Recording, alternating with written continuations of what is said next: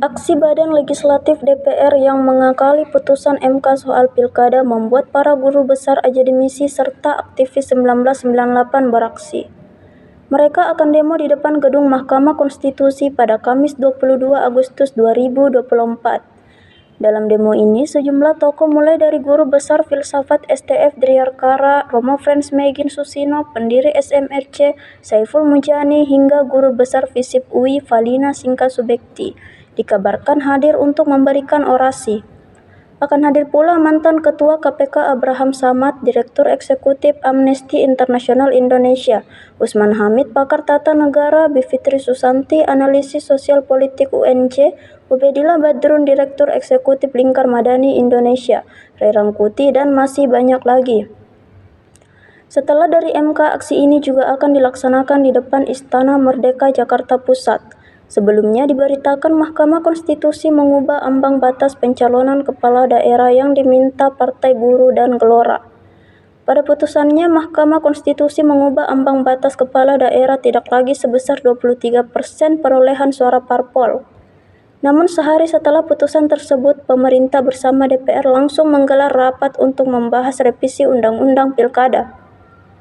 Revisi pun dilakukan tidak sesuai dengan putusan Mahkamah Konstitusi.